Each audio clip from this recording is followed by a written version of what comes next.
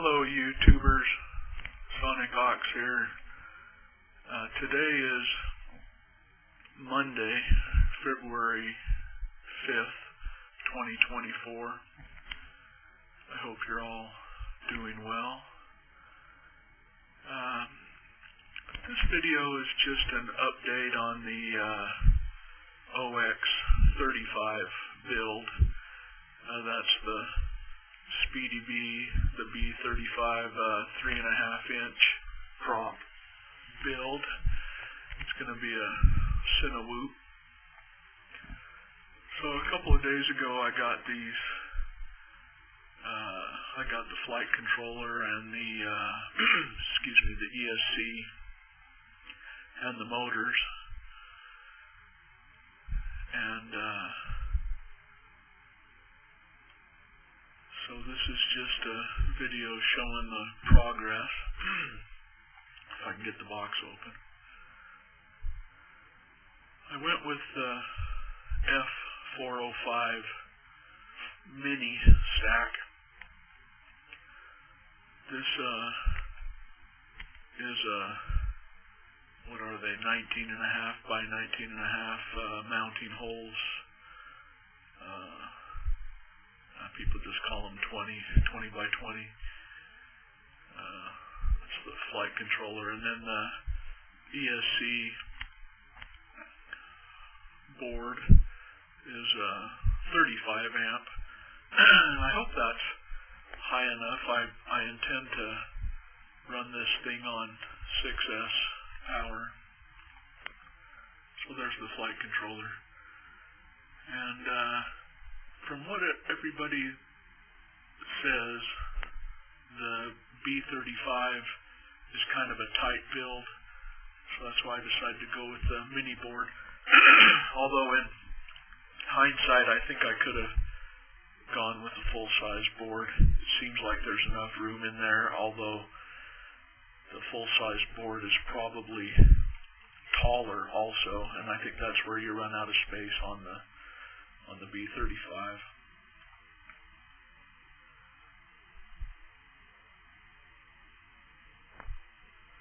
And it comes with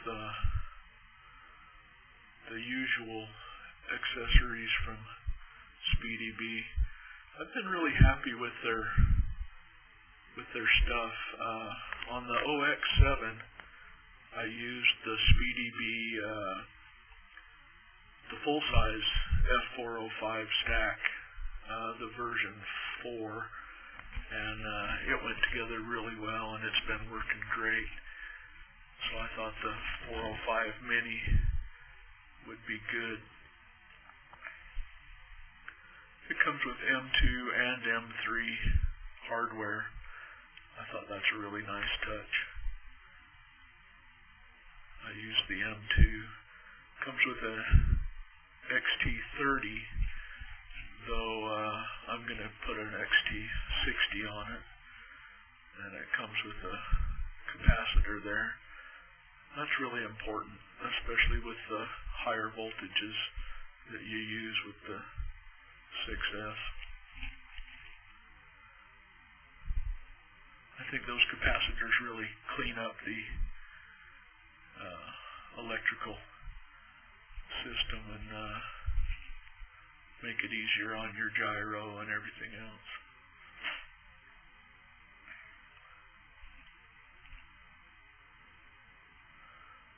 These are the motors, and I went with the iFlight Xings, and I meant to get the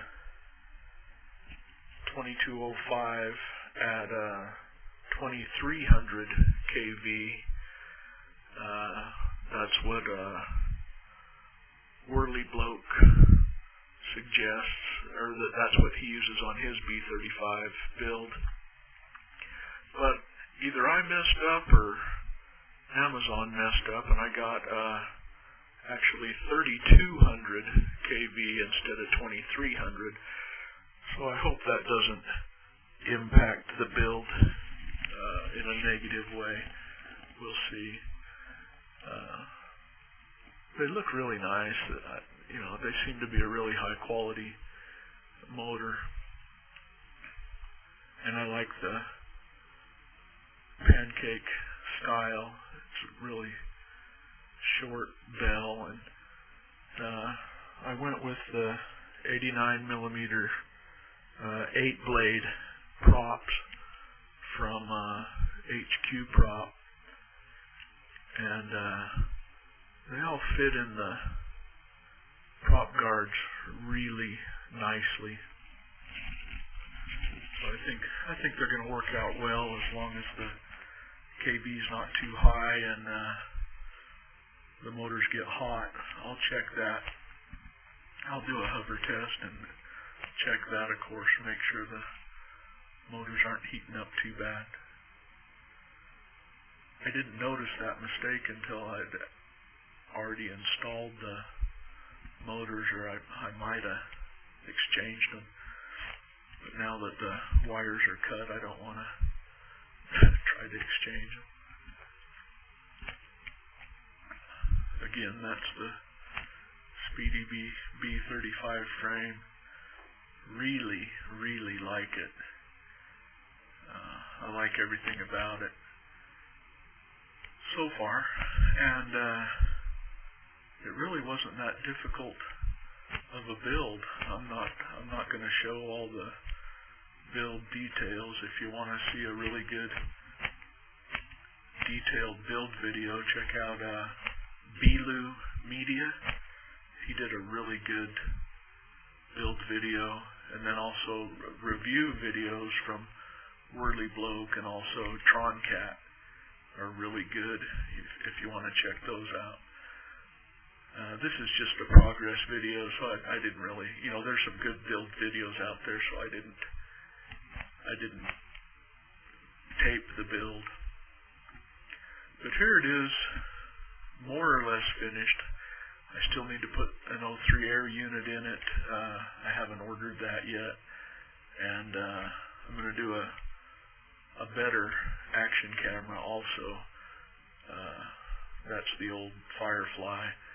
I'll probably put a RunCam Thumb Pro on it because they're so light, and also that right there is with a 6S 1300 milliamp hour LiPo battery. So there you can see the flight stack installed, and you can see that there looks like there's going to be plenty of room for the 03 air unit. There's the 8-blade props on. So I don't have the bottom plate installed. And during this video, I don't have the LED light strip installed in that groove either. The one that came with the kit was defective, so I'm in the middle of an email campaign with Speedy Bee trying to get them to replace that strip, and of course they want to go through a whole diagnostic rigmarole trying to figure out what's bad. I know already that the control board on the LED strip is bad, so I'm trying to get them to replace it. So in the meantime, I ordered a replacement myself off of Amazon. That way, if it's bad, their return policy is really easy. So if Speedy Bee does actually replace that LED strip and Meteor board, I'll have two. As it stands right now, I've got one good functioning one and one defective one. So it'll go in the parts bin if Speedy Bee won't replace it. Hopefully they will. I've really liked all their products. So there it is with the LED strip installed. And it's really kind of cool. You can hook to it via Bluetooth on the Speedy Bee app. And there's a ton of different modes that you can run the lights in. I'm just kind of cycling through them here on the app. So you can change the modes, you can change the colors. It's really fun, I think. You know, in my opinion, it's not gonna make your quad function any better, of course, but it's fun to play with, and I think it's really kind of cool for nighttime stuff. And that was my favorite back there. I may go back through them here in the video, but that was my favorite back there. I like the directional lights. I fly line of sight quite a lot, and so I'll probably be using what they call, I think it's the guiding function. I'll probably be using that most because I fly line of sight quite a bit, and it's nice to see the orientation of the quad in the air by the lights. Yeah, you can see that's how the lights are going from front to back, so at distance you'd be able to see that.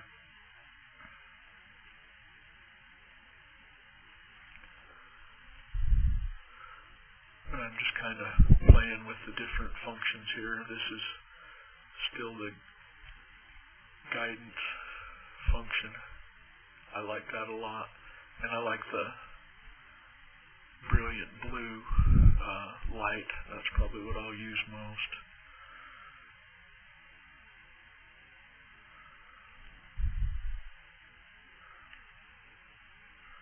We have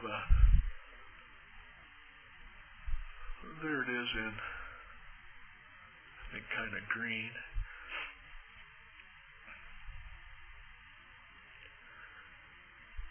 But like I said, they have a lot of different modes and a lot of different colors and directions, and it's just a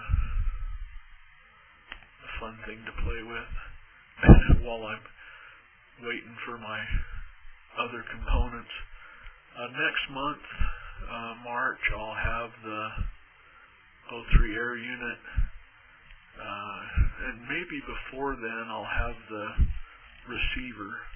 I'm going to go with the True Diversity Radio Master. I think it's their RP4. That's what I'm going to go with for receiver, and I'll probably get one for the OX7 also. I've never been happy with the RP3. So that's about it. I'll leave you guys there and catch up later. Fox out.